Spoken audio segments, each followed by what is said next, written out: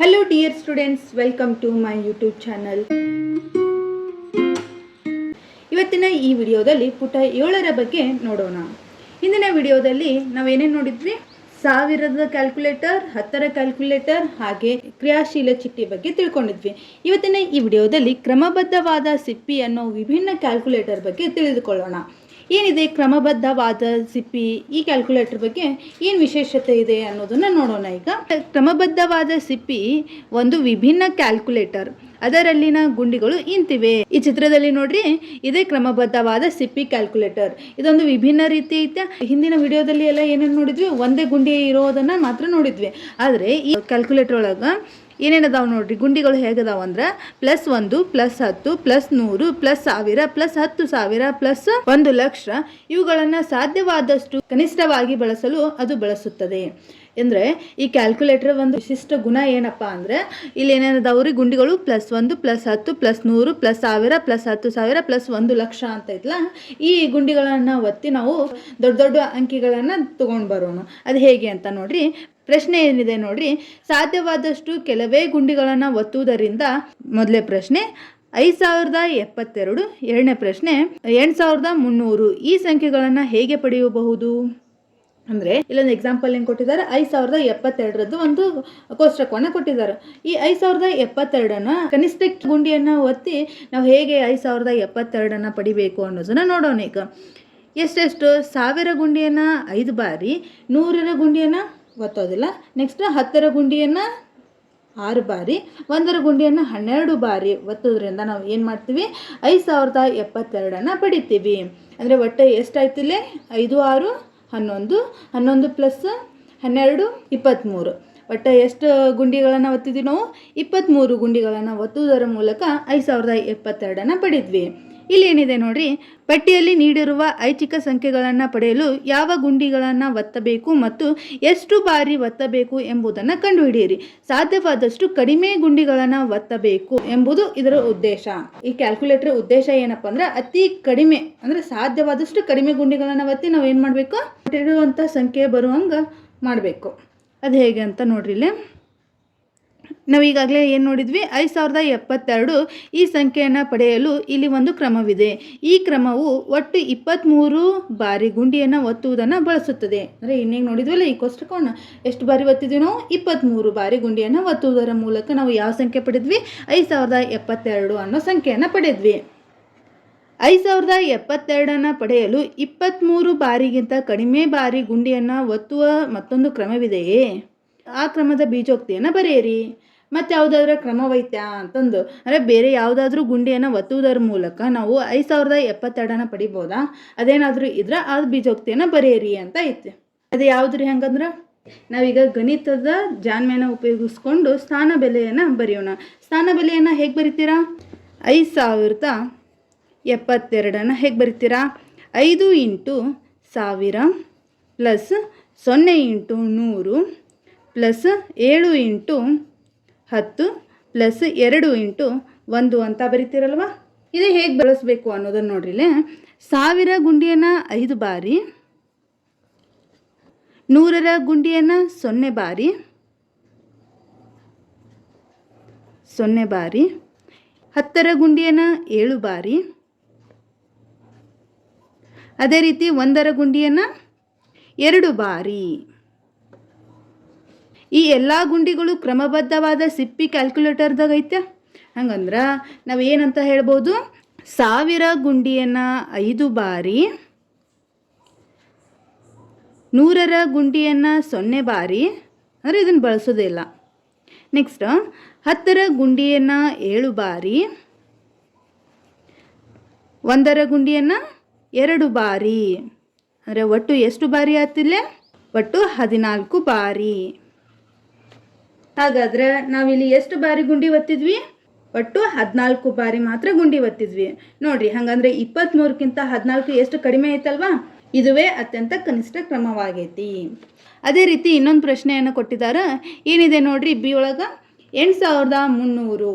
ಇದನ್ನು ಅತ್ಯಂತ ಕಡಿಮೆ ಗುಂಡಿಯನ್ನು ಬಳಸಿ ಹೇಗೆ ಪಡಿತೀರಾ ಅದು ನೋಡೋಣ. ಏನಿದೆ ಬಿ, 8300. ಇದನ್ನು ಸ್ಥಾನ ಬೆಲೆಯಲ್ಲಿ ಹೇಗೆ ಬರಿತೀರಾ? 8 into 1000 plus 3 into 100 plus 0 into 10 plus 0 into 1 ಅಂತ ಬರೀತಿರಲ್ವ. ಇಲ್ಲಿ 1000 ಗುಂಡಿಯನ್ನು 8 ಬಾರಿ, 100ರ ಗುಂಡಿಯನ್ನು 3 ಬಾರಿ,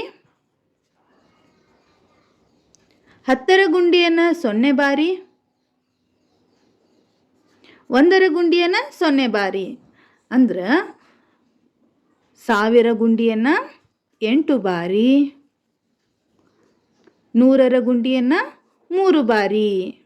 ಅಂದರೆ ಒಟ್ಟು ಎಷ್ಟು ಬಾರಿ ಆಯಿತು? 11 ಬಾರಿ.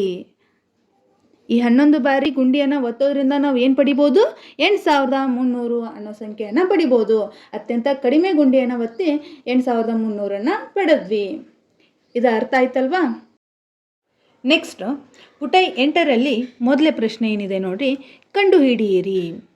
ಅದರಲ್ಲಿ ಮೊದಲೇ ಪ್ರಶ್ನೆ, ಹಿಂದಿನ ಅಭ್ಯಾಸದಲ್ಲಿ ನೀಡಿರುವ ಸಂಖ್ಯೆಗಳಿಗೆ ಗುಂಡಿಗಳನ್ನು ಅತಿ ಕಡಿಮೆ ಬಾರಿ ಒತ್ತುವುದರಿಂದ ಪ್ರತಿ ಸಂಖ್ಯೆಯನ್ನು ಹೇಗೆ ಪಡೆಯಬಹುದು ಎಂಬುದನ್ನು ಕಂಡುಹಿಡಿಯಿರಿ ಮತ್ತು ಬೀಜೋಕ್ತಿಯನ್ನು ಬರೆಯಿರಿ. ಹಿಂದಿನ ಅಭ್ಯಾಸ ಅಂದರೆ ಯಾವುದು? ಪುಟ 7ರಲ್ಲಿ ನೀಡಿದ್ರಲ್ಲ ಆ ಪ್ರಶ್ನೆಗಳನ್ನು. ಯಾವುದಂತ ಗೊತ್ತಾಯ್ತಲ್ವಾ? ಇವುಗಳನ್ನು ಹೇಗೆ ಸಾಲ್ವ್ ಮಾಡೋಣ ಅಂತ ನೋಡೋಣ್ರಿ ಒನ್ ಬೈ ಒನ್. ಅದರಲ್ಲಿ ಮೊದಲೇ ಪ್ರಶ್ನೆ ಏನಿದೆ? 8300 ಅಂತ ಐತಿ, ಹೌದಾ? ಇಲ್ಲಿ ನೋಡ್ರಿ, 8300 ಸ್ಥಾನ ಬೆಲೆಯಲ್ಲಿ ಹೇಗೆ ಬರೀದ್ರಿ? 8 ಇಂಟು 1000 ಪ್ಲಸ್ 3 ಇಂಟು 100 ಅಂತ ಬರೆದ್ರಿ, ಹೌದಾ? ಹಾಗಾದರೆ ಇಲ್ಲಿ ನೋಡ್ರಿ, 1000ನ 8 ಬಾರಿ, 100ನ 3 ಬಾರಿ, ಅಂದರೆ ಒಟ್ಟು ಎಷ್ಟು ಬಾರಿ ಆಯಿತು? 8 ಪ್ಲಸ್ 3 ಅಂದರೆ 11 ಬಾರಿ. ಇದು ಹೇಗೆ ಅಂತ ಗೊತ್ತಾಯ್ತಲ್ವಾ? ನೆಕ್ಸ್ಟ್ ಎರಡನೇ ಕ್ರಮ ಏನು ಬರೆದಿದ್ವಿ? 83 ಇಂಟು 100 ಅಂದರೆ 100ನ 83 ಬಾರಿ, ಅಂದರೆ ದೊಡ್ಡದಾಯ್ತು. ಇದು ಬೇಡ. ಬಿ ಏನಿದೆ ನೋಡ್ರಿ, 40629 ಅಂತ ಐತಿ. ಇದನ್ನು ಬೀಜೋಕ್ತಿ ರೂಪದಲ್ಲಿ ಅಂದರೆ ಈ ರೀತಿ ಬರೆಯೋದು. ಇದನ್ನು ಎಷ್ಟು ಬಾರಿ ಗುಂಡಿಯನ್ನು ಒತ್ತಬೇಕು? 10,000 ಗುಂಡಿಯನ್ನು 4 ಬಾರಿ, 100ರ ಗುಂಡಿಯನ್ನು 6 ಬಾರಿ, 10ರ ಗುಂಡಿಯನ್ನು 2 ಬಾರಿ, 1ರ ಗುಂಡಿಯನ್ನು 9 ಬಾರಿ. ಹಾಗಾದರೆ ಒಟ್ಟೆ ಎಷ್ಟಾಯಿತು? 4 ಪ್ಲಸ್ 6 ಪ್ಲಸ್ 2 ಪ್ಲಸ್ 9 ಒಟ್ಟ 21 ಬಾರಿ. ನೆಕ್ಸ್ಟ್ ಸಿ ನೋಡ್ರಿ, 56,354 ಅಂತ ಐತಿ. 10,000 ಅಂಕಿಯನ್ನು 5 ಬಾರಿ, 1000 ಗುಂಡಿಯನ್ನು 6 ಬಾರಿ, 100ರ ಗುಂಡಿಯನ್ನು 3 ಬಾರಿ, 10ರ ಗುಂಡಿಯನ್ನು 5 ಬಾರಿ, 1ರ ಗುಂಡಿಯನ್ನು 4 ಬಾರಿ. ಹಾಗಾದರೆ ಒಟ್ಟೆ ಎಷ್ಟಾಯಿತು? 5 ಪ್ಲಸ್ 6 ಪ್ಲಸ್ 3 ಪ್ಲಸ್ 5 ಪ್ಲಸ್ 4. 5 5 10, 10 6 16, 16 3 19, 19 4 23. ಹಾಗಾದರೆ ಒಟ್ಟೆ 23 ಬಾರಿ. 23 ಬಾರಿ ಗುಂಡಿಯನ್ನು ಒತ್ತಿದಾಗ ನಮಗೆ ಏನು ಸಿಗುತ್ತಾ? 56,354. ನೆಕ್ಸ್ಟ್ ಡಿ ಏನಿದೆ ನೋಡ್ರಿ, 66,666 ಅಂತ ಐತಿ. ಹಂಗಂದ್ರೆ 10,000 ಗುಂಡಿಯನ್ನು 6 ಬಾರಿ, 1000 ಗುಂಡಿಯನ್ನು 6 ಬಾರಿ, 100ರ ಗುಂಡಿಯನ್ನು 6 ಬಾರಿ, 10ರ ಗುಂಡಿಯನ್ನು 6 ಬಾರಿ, ಹಾಗೆ 1ರ ಗುಂಡಿಯನ್ನು 6 ಬಾರಿ. ಹಂಗಾದ್ರೆ ಒಟ್ಟೆ ಎಷ್ಟಾಯಿತು? 6 ಪ್ಲಸ್ 6 ಪ್ಲಸ್ 6 ಪ್ಲಸ್ 6 ಪ್ಲಸ್ 6, ಹಂಗಂದ್ರೆ 30 ಬಾರಿ. ಇದು ಹೇಗೆ ಅಂತ ಗೊತ್ತಾಗ್ತಾ ಇದೆ ಅಲ್ವಾ? ನೆಕ್ಸ್ಟ್ ಈ ಕ್ವಶನ್ ಏನಿದೆ ನೋಡ್ರಿ, 3,67,813 ಅಂತ ಐತಿ. ಇಲ್ಲಿ ಯಾವ್ಯಾವ ಗುಂಡಿಯನ್ನು ಬಳಸ್ತೀರಾ? 1,00,000 ಗುಂಡಿಯನ್ನು 3 ಬಾರಿ, 10,000 ಗುಂಡಿಯನ್ನು 6 ಬಾರಿ, 1000 ಗುಂಡಿಯನ್ನು 7 ಬಾರಿ, 100ರ ಗುಂಡಿಯನ್ನು 8 ಬಾರಿ, 10ರ ಗುಂಡಿಯನ್ನು 13 ಬಾರಿ. ಅಂದರೆ ಒಟ್ಟೆ ಎಷ್ಟಾಯಿತು? 3 ಪ್ಲಸ್ 6 ಪ್ಲಸ್ 7 ಪ್ಲಸ್ 8 ಪ್ಲಸ್ 13. ಇವನ್ನೆಲ್ಲ ಕೂಡಿಸಿದಾಗ ಎಷ್ಟಾಗುತ್ತಾ? ಒಟ್ಟು 37 ಬಾರಿ ಈ ಗುಂಡಿಯನ್ನು ಒತ್ತಿದಾಗ ನಮಗೇನು ಸಿಗುತ್ತಾ? 3,67,813. ಮುಂದೆ ಎರಡನೇ ಪ್ರಶ್ನೆಯನ್ನು ನೋಡೋಣ. ಎರಡನೇ ಪ್ರಶ್ನೆ ಏನಿದೆ? ಪ್ರತಿ ಸಂಖ್ಯೆ ಮತ್ತು ಅದಕ್ಕೆ ಸಂಬಂಧಿಸಿದಂತೆ ಅತಿ ಕಡಿಮೆ ಬಾರಿ ಗುಂಡಿಯನ್ನು ಒತ್ತುವುದಕ್ಕೂ ಯಾವುದಾದರೂ ಸಂಬಂಧವನ್ನು ಗಮನಿಸಿದ್ದೀರಾ? ಹಾಂ, ಗಮನಿಸಿದೆ. ಇಲ್ಲೊಂದು ರಹಸ್ಯ ಅಡಗೈತಿ. ಅದೇನಪ್ಪ ಅಂದರೆ, ಒಂದು ಸಂಖ್ಯೆಯನ್ನು ಪಡೆಯಲು ಬೇಕಾಗುವ ಅತ್ಯಂತ ಕನಿಷ್ಠ ಗುಂಡಿಯ ಸಂಖ್ಯೆ ಆ ಸಂಖ್ಯೆಯಲ್ಲಿರುವ ಎಲ್ಲ ಅಂಕಿಗಳ ಮೊತ್ತಕ್ಕೆ ಸಮನಾಗಿರುತ್ತದೆ. ಹೆಂಗಂದ್ರೆ ಇಲ್ಲಿ ನೋಡ್ರಿ, ಒಂದೇ ಎಕ್ಸಾಂಪಲ್ ಏನೈತಿ, 8,300 ಅಂತ ಐತೆ. ಈ 8,300ನ್ನ 8 ಪ್ಲಸ್ 3 ಪ್ಲಸ್ 0 ಪ್ಲಸ್ 0 ಮಾಡಿದ್ರೆ 11 ಬರುತ್ತಾ? ಈ ಸಂಖ್ಯೆಯನ್ನು ಕೂಡಿಸಿದಾಗ 11 ಬಂತು. ಈ ಗುಂಡಿಯನ್ನು ನಾವೇನು ಮಾಡ್ತೀವಿ? 11 ಬಾರಿನ ಒತ್ತುತ್ತೀವಿ. ಹಾಗಾದರೆ ಸಂಬಂಧ ಏನು ಅಂತ ಅನ್ನೋದು ಗೊತ್ತಾಯ್ತಲ್ಲ?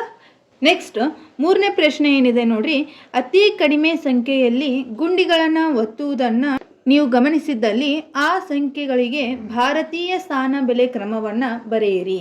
ಇದು ಏಕೆ ಹೀಗೆ ಎಂಬುದನ್ನು ಆಲೋಚಿಸಿರಿ.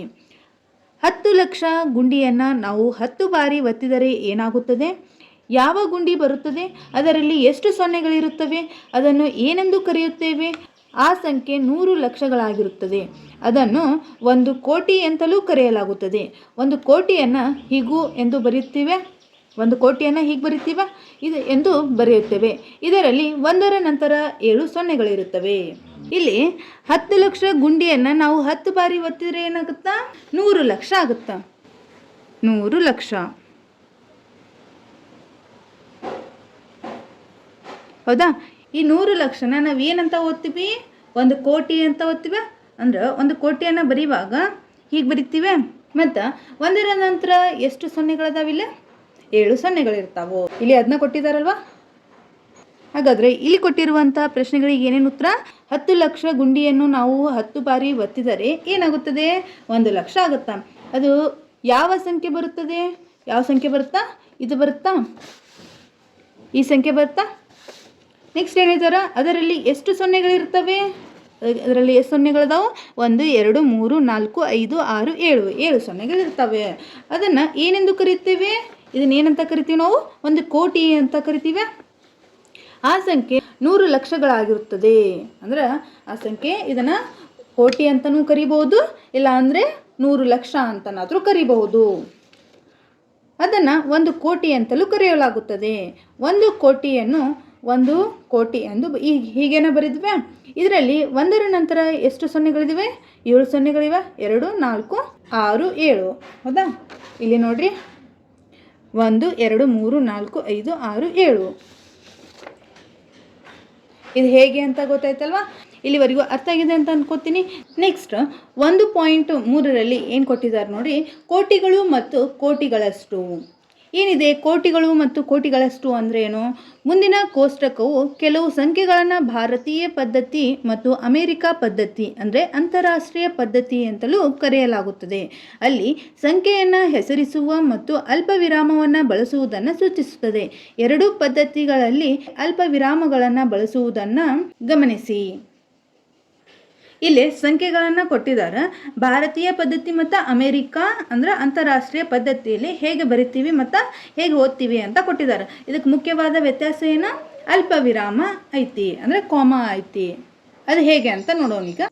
ಈ ಸಂಖ್ಯೆಯನ್ನು ಭಾರತೀಯ ಪದ್ಧತಿಯಲ್ಲಿ 1000 ಅಂತ ಓದ್ತೀವಿ. ಅದೇ ರೀತಿ ಅಮೆರಿಕ ಪದ್ಧತಿಯಲ್ಲಿ 1000 ಅಂತ ಓದ್ತೀವಿ. ಅಂದರೆ ಎರಡು ಕಡೆ ಸೇಮ್ ಓದ್ತೀವಿ. ಅದೇ ಈ ಸಂಖ್ಯೆಯನ್ನು ಭಾರತೀಯ ಪದ್ಧತಿಯಲ್ಲಿ 10,000, ಅಮೆರಿಕ ಪದ್ಧತಿಯಲ್ಲಿನೂ 10,000, ಅಂದರೆ ಎರಡು ಕಡೆಯನ್ನು 10,000 ಅಂತಲೇ ಓದ್ತೀವಿ. ಅದೇ 1 ಲಕ್ಷವನ್ನು ಭಾರತೀಯ ಪದ್ಧತಿಯಲ್ಲಿ 1 ಲಕ್ಷ ಅಂತ ಓದ್ತೀವಿ. ಈ ಸಂಖ್ಯೆಯನ್ನು ಅಮೆರಿಕ ಪದ್ಧತಿಯಲ್ಲಿ 100,000 ಅಂತ ಓದ್ತೀವಿ. ಗೊತ್ತಾಯ್ತಲ್ವಾ? ಭಾರತೀಯ ಪದ್ಧತಿಯಲ್ಲಿ 10 ಲಕ್ಷ ಅಂತ ಈ ಸಂಖ್ಯೆಯನ್ನು ಓದಿದರೆ, ಅದೇ ಅಮೆರಿಕ ಪದ್ಧತಿಯಲ್ಲಿ 1 ಮಿಲಿಯನ್ ಅಂತ ಓದ್ತೀವಿ. ಅದೇ ರೀತಿ ಈ ಸಂಖ್ಯೆಯನ್ನು ಭಾರತೀಯ ಪದ್ಧತಿಯಲ್ಲಿ 1 ಕೋಟಿ ಅಂತ ಓದಿದರೆ, ಅಮೆರಿಕ ಪದ್ಧತಿಯಲ್ಲಿ 10 ಮಿಲಿಯನ್ ಅಂತ ಓದ್ತೀವಿ. ಅದೇ ರೀತಿ ಈ ಸಂಖ್ಯೆಯನ್ನು 10 ಕೋಟಿ ಅಂತ ಭಾರತೀಯ ಪದ್ಧತಿಯಲ್ಲಿ ಓದಿದ್ರೆ, ಈ ಸಂಖ್ಯೆಯನ್ನು 100 ಮಿಲಿಯನ್ ಅಂತ ಅಮೆರಿಕ ಪದ್ಧತಿಯೊಳಗೆ ಓದ್ತೀವಿ. ಅದೇ ರೀತಿ ಈ ಸಂಖ್ಯೆಯನ್ನು 1 ಅರಬ್ ಅಥವಾ 100 ಕೋಟಿ ಅಂತ ಭಾರತೀಯ ಪದ್ಧತಿಯೊಳಗೆ ಓದಿದ್ರೆ, ಅಮೆರಿಕ ಪದ್ಧತಿಯಲ್ಲಿ 1 ಬಿಲಿಯನ್ ಅಂತ ಓದ್ತೀವಿ. ಏನಿದು? ಇದನ್ನು ಯಾಕೆ ಕೊಟ್ಟಿದ್ದಾರ ಅಂತ ನೋಡ್ರಿ. ಇಲ್ಲೇ ಭಾರತೀಯ ಪದ್ಧತಿಯಲ್ಲಿ ಅಂಕಿಗಳು 3 2 2, ವಿನ್ಯಾಸದಲ್ಲಿ ಬಲಭಾಗದಿಂದ ಎಡಭಾಗಕ್ಕೆ 1000, ಲಕ್ಷ, ಕೋಟಿ ಇತ್ಯಾದಿ ಗುಂಪು ಮಾಡಿ ಅಲ್ಪ ವಿರಾಮಗಳನ್ನು ಬಳಸಿರುವುದನ್ನು ಗಮನಿಸಿ. ಅಂದರೆ 3 ಅಂಕಿ, 2 ಅಂಕಿ, 2 ಅಂಕಿ, 3 ಅಂಕಿ, 2 ಅಂಕಿ, 2 ಅಂಕಿ, 2. ಅಂದರೆ ಮೊದಲಿಗೆ 3, ಅದಾದ ನಂತರ ಕಾಮ ಹಾಕಿ ನೆಕ್ಸ್ಟ್ ಎಲ್ಲವೂ ಏನು 2 ಅಂಕಿಗಳನ್ನು ಬಿಟ್ಟು ಕಾಮ ಕೊಟ್ಕೊಂಡು ತೆಗಿದ್ದಾರೆ. ಅದು ಎಲ್ಲಿ? ಭಾರತೀಯ ಪದ್ಧತಿಯೊಳಗೆ. ಅದೇ ಅಮೆರಿಕ ಪದ್ಧತಿಯೊಳಗೆ ಏನು ಮಾಡಿದ್ದಾರೆ ಅಂದರೆ, ಇಲ್ಲಿ 3 ಅಂಕಿಗಿಂತ ಕಾಮ, ನೆಕ್ಸ್ಟ್ ಇಲ್ಲಿ 3 ಅಂಕಿಯಾಗಿಂದ ಕಾಮ, 3 ಅಂಕಿಯಾಗಿಂದ ಕಾಮ. ಅಂದರೆ ಇಲ್ಲೇನಾಗಿದಾವೋ ಸ್ವಲ್ಪ ಅಬ್ಸರ್ವ್ ಮಾಡಿರಿ. 3 ಅಂಕಿ ಆದ ನಂತರ ಕಾಮ ಕೊಟ್ಕೋತ ಹೋಗಿದ್ದಾರೆ.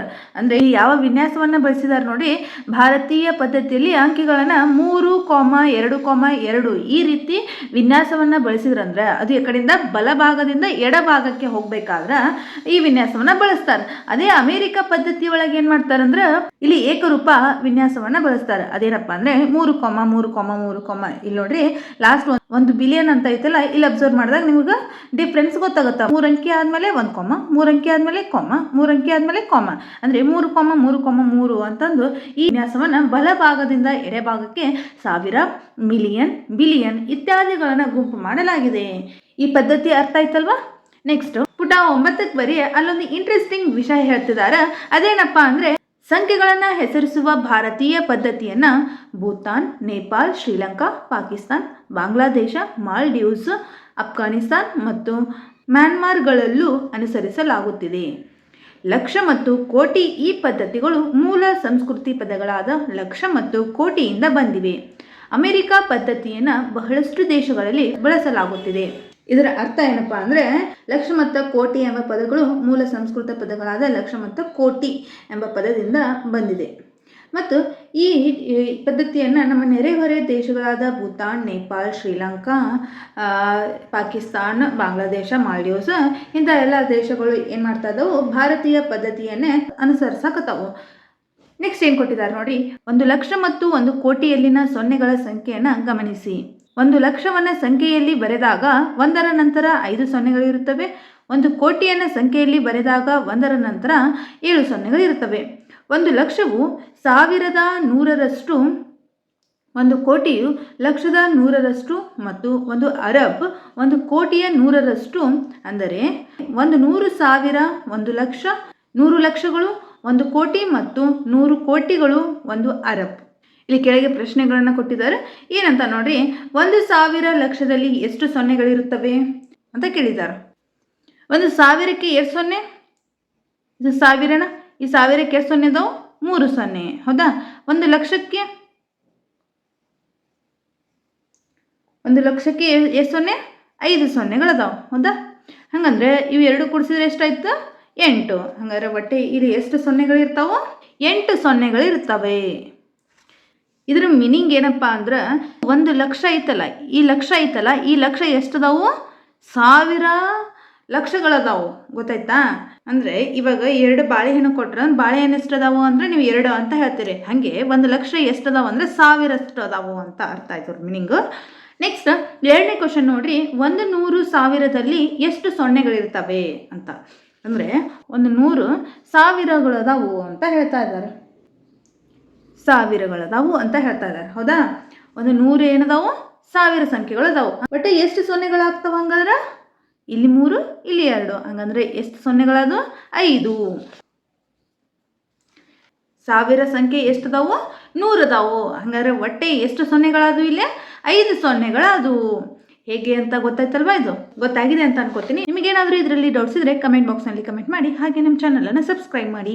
ನೆಕ್ಸ್ಟ್ ಸಂಖ್ಯೆ 9, 8, 7, 6, 5, 0, 1, 2, 3, 4 ಅನ್ನೋ ಅಲ್ಪ ವಿರಾಮಗಳನ್ನು ಬಳಸುವುದರಿಂದ ಸುಲಭವಾಗಿ ಓದಬಹುದು. ನಾನಿಲ್ಲ ಅಲ್ಪ ವಿರಾಮವನ್ನು ಬಳಸಲಾರೇ ಈ ಅಂಕಿಗಳನ್ನು ಹಾಗೆ ಓದ್ಕೋತ ಹೋಗ್ಬಿಟ್ಟೆ. ಆದರೆ ಅದೇ ಅಲ್ಪ ವಿರಾಮವನ್ನು ಬಳಸಿದಾಗ ಹೇಗೆ ಓದ್ತೀನಿ ನೋಡ್ರಿ. ಅದರಲ್ಲಿ ಮೊದಲೇದು ಏನು ಎ ಅಂತ ಕೊಟ್ಟಿದ್ದಾರೆ. ಇಲ್ಲಿ ಅಲ್ಪ ವಿರಾಮಗಳನ್ನು ಹಾಕಿ ಭಾರತೀಯ ಪದ್ಧತಿ ಒಳಗೆ ಹೇಗೆ ಓದ್ತೀವಿ ಅನ್ನೋದನ್ನು ನೋಡಿ. 9 ಅರಬ್ 87 ಕೋಟಿ 65,1,234 ಅಂತ ಓದ್ತೀವಿ. ಅಥವಾ 987 ಕೋಟಿಗಳು 65,01,234 ಅಂತ ಇದನ್ನು ಭಾರತೀಯ ಪದ್ಧತಿ ಒಳಗೆ ಓದ್ತೀವಿ. ಅದೇ ಅಮೆರಿಕ ಪದ್ಧತಿ ಒಳಗೆ ಏನು ಓದ್ತೀವಿ ನೋಡ್ರಿ. 9 ಬಿಲಿಯನ್ 876 ಮಿಲಿಯನ್ 501,234 ಅಂತ ಓದ್ತೀವಿ. ಇದು ಹೇಗೆ ಓದಬೇಕು ಅನ್ನೋದು ಗೊತ್ತಾಯ್ತಲ್ವ? ಇದು ಗೊತ್ತಾಗಿದ್ರೆ ಇಲ್ಲಿ ನೆಕ್ಸ್ಟ್ ನಿಮಗೆ ಅಭ್ಯಾಸವನ್ನು ಕೊಟ್ಟಿದ್ದಾರೆ, ಅದನ್ನು ನೀವು ಸಾಲ್ವ್ ಮಾಡ್ತೀರಿ. ನೆಕ್ಸ್ಟ್ ಏನು ಕೊಟ್ಟಿದ್ದಾರೆ ನೋಡ್ರಿ, ಇಲ್ಲಿ ಕಂಡು ಹಿಡಿಯಿರಿ ಅಂತ ಐತಿ. ಅದರಲ್ಲಿ ಮೊದಲೇ ಪ್ರಶ್ನೆ, ಮುಂದೆ ನೀಡಿರುವ ಸಂಖ್ಯೆಗಳನ್ನು ಭಾರತೀಯ ಸ್ಥಾನ ಬೆಲೆ ಕ್ರಮದಲ್ಲಿ ಓದಿ ಮತ್ತು ಆ ಸಂಖ್ಯೆಗಳ ಹೆಸರುಗಳನ್ನು ಭಾರತೀಯ ಮತ್ತು ಅಮೆರಿಕ ಪದ್ಧತಿಗಳಲ್ಲಿ ಬರೆಯಿರಿ. ಈ ಸಂಖ್ಯೆಗಳನ್ನು ಭಾರತೀಯ ಪದ್ಧತಿಯಲ್ಲಿ ಮತ್ತು ಅಮೆರಿಕ ಪದ್ಧತಿಯೊಳಗೆ ಹೇಗೆ ಬರಿತೀವಿ ಅಂತ ನೋಡೋಣ. ಮೊದಲೇ ಪ್ರಶ್ನೆ ಏನಿದೆ, 40506778 ಅಂತ ಐತಿ, ಹೌದಾ? ಈ ಸಂಖ್ಯೆಯನ್ನು ಭಾರತೀಯ ಪದ್ಧತಿಯೊಳಗೆ ಹೇಗೆ ಬರಿತೀವಿ ನೋಡ್ರಿ. ಕಾಮ ಹಾಕಿ ಮೊದಲು ಏನು ಮಾಡೀವಿ ನಾವು, 3,2,2 ಅಂತ ವಿನ್ಯಾಸವನ್ನು ಇಲ್ಲಿಂದ ಬಲಭಾಗದಿಂದ ಎಡಭಾಗಕ್ಕೆ ಒಯ್ತೀವಿ, ಹೌದಾ? ಇಲ್ಲಿ ಬಲಭಾಗದಿಂದ ಎಡಭಾಗಕ್ಕೆ ಒಯ್ದೀವಿ ಅಂದರೆ ಭಾರತೀಯ ವಿನ್ಯಾಸವನ್ನು ಅನುಸರಿಸಿದ್ವಿ. ಈ ಸಂಖ್ಯೆಯನ್ನು ಹೇಗೆ ಓದ್ತೀವಿ ನೋಡ್ರಿ, 40,50,678 ಅಂತ. ಅದೇ ರೀತಿ ಅಮೆರಿಕ ಪದ್ಧತಿ ಒಳಗೆ ಯಾವ ರೀತಿ ಬರೀತಾರೆ ನೋಡಿ, ಇಲ್ಲಿ 3,3,3 ಅಂತಂದ್ರೆ ಅಂದರೆ ಏಕರೂಪದ ವಿನ್ಯಾಸವನ್ನು ನೋಡ್ತೀವಿ. ಇಲ್ಲಿ ಬಲಗಡೆಯಿಂದ ಎಡಗಡೆಗೆ ಹೋಗ್ತೈತಿ, ಹೌದಾ? ಇಲ್ಲಿ ನೋಡ್ರಿ, ಇದನ್ನು ಹೇಗೆ ಓದ್ತೀವಿ ಅಂದ್ರೆ ನಾವು 4,50,678 ಅಂತ ಓದ್ತೀವಿ. ನೆಕ್ಸ್ಟು ಬಿ ಏನಿದೆ ನೋಡ್ರಿ, 4,8,1,2,1,6,2,0 ಅಂತ ಐತಿ, ಹೌದಾ? ಇದನ್ನು ಭಾರತೀಯ ಪದ್ಧತಿ ಒಳಗೆ ಕೊಮ್ಮ ಹಾಕಿದಾಗ ಏನಾಗುತ್ತಾ, 4,21,21,620. ಅದೇ ಅಮೆರಿಕ ಪದ್ಧತಿ ಒಳಗೆ 48,171,620. ನೆಕ್ಸ್ಟ್ ಸಿ ಏನಿದೆ ನೋಡ್ರಿ, 2,0,0,2,2,0,0,2 ಅಂತ ಐತಿ. ಇದನ್ನು ಭಾರತೀಯ ಪದ್ಧತಿಯೊಳಗೆ ಕಾಮ ಹಾಕಿದಾಗ ಏನಾಯ್ತು, 2,22,2 ಅಂತ ಓದ್ತೀವಿ, ಹೌದಾ? ಈ ರೀತಿ ಕರಿತೀವಿ ಅಥವಾ ಓದ್ತೀವಿ. ಅಮೆರಿಕ ಪದ್ಧತಿ ಒಳಗೆ ಯಾವ ರೀತಿ ಓದ್ತೀವಿ ಅಥವಾ ಕರಿತೀವಿ, 20,72,2 ಅಂತ ಹೆಸರಿಸ್ತೀವಿ. ಅದೇ ರೀತಿ ಡಿ ಏನಿದೆ ನೋಡ್ರಿ, 2, 4, 6, 8, 1, 3, 5, 7, 9 ಅಂತ ಐತಿ. ಈ ಸಂಖ್ಯೆಯನ್ನು ಭಾರತೀಯ ಪದ್ಧತಿ ಒಳಗೆ 24,13,13,579 ಅಂತ ಹೆಸರಿಸ್ತೀವಿ, ಹೌದಾ?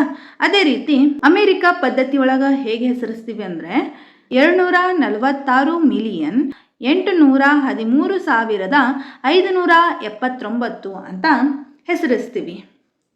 ನೆಕ್ಸ್ಟ್ ಈ ಪ್ರಶ್ನೆ ಏನಿದೆ ನೋಡ್ರಿ, 3,4,5,0,0,0,5,4,3 ಅಂತ ಐತಿ. ಇದನ್ನು ಭಾರತೀಯ ಪದ್ಧತಿ ಒಳಗೆ ಹೇಗೆ ಹೆಸರಿಸ್ತೀವಿ ಅಂದರೆ 34,50,50,543 ಅಂತ ಹೆಸರಿಸ್ತೀವಿ. ಅದೇ ಅಮೆರಿಕ ಪದ್ಧತಿ ಒಳಗೆ 345,543 ಅಂತ ಹೆಸರಿಸ್ತೀವಿ. ಅದೇ ರೀತಿ ನೆಕ್ಸ್ಟ್ ಇದು ಎಫ್ ಆಗಬೇಕಾಯಿತು, ಪ್ರಿಂಟ್ ಮಿಸ್ಟೇಕ್ ಆಗಿ ಇ ಆಗಿದೆ, ಹೊಳ್ಳ ಇದು ಎಫ್. ಎಫ್ ಏನಾಗುತ್ತೆ ನೋಡ್ರಿ, 1,0,2,0,3,0,4,0,5,0 ಅಂತ ಐತಿ. ಈ ಸಂಖ್ಯೆಯನ್ನು ಭಾರತೀಯ ಪದ್ಧತಿ ಒಳಗೆ 1,2,03,04,050 ಅಂತ ಹೆಸರಿಸ್ತೀವಿ. ಅದೇ ರೀತಿ ಅಮೆರಿಕ ಪದ್ಧತಿ ಒಳಗೆ 1,20,20,304,050 ಅಂತ ಹೆಸರಿಸ್ತೀವಿ. ಈ ಒಂದನೇ ಪ್ರಶ್ನೆ ಅರ್ಥ ಆಯ್ತಲ್ವಾ? ಭಾರತೀಯ ಪದ್ಧತಿ ಮತ್ತು ಅಮೆರಿಕ ಪದ್ಧತಿ ಒಳಗೆ ವಿನ್ಯಾಸಗಳನ್ನು ಬಳಸಿ ಆ ಸಂಖ್ಯೆಗಳನ್ನು ಹೇಗೆ ಹೆಸರಿಸ್ತೀವಿ ಅನ್ನೋದು ಇಲ್ಲಿವರೆಗೂ ಅರ್ಥ ಆಗಿದೆ ಅಂತ ಅನ್ಕೋತೀನಿ. ನೆಕ್ಸ್ಟ್ ಎರಡನೇ ಪ್ರಶ್ನೆ ಏನಿದೆ ನೋಡ್ರಿ, ಮುಂದಿನ ಸಂಖ್ಯೆಗಳನ್ನು ಭಾರತೀಯ ಸ್ಥಾನ ಬೆಲೆ ಕ್ರಮದಲ್ಲಿ ಬರೆಯಿರಿ. ಸಂಖ್ಯೆಗಳನ್ನು ಕೊಟ್ಟಿದ್ದಾರೆ, ಅದನ್ನು ಭಾರತೀಯ ಸ್ಥಾನ ಬೆಲೆ ಕ್ರಮದಲ್ಲಿ ಹೇಗೆ ಬರಿತೀವಿ ಅನ್ನೋದನ್ನು ನೋಡ್ರಿ. ಅದರಲ್ಲಿ ಮೊದಲೇದೇನಿದೆ, ಎ ಏನಿದೆ ನೋಡ್ರಿ, 1,01,01,010 ಹೇಗೆ ಬರಿತೀರಾ? 1,01,01,010 ಹೀಗೆ ಬರ್ತಿರಲ್ವಾ? ನೆಕ್ಸ್ಟ್ ಬಿ ಏನಿದೆ, 1,000,000,000,1,000,1 ಅಂತ ಐತಿ. ಇದನ್ನು ಹೇಗೆ ಬರಿತೀರಾ?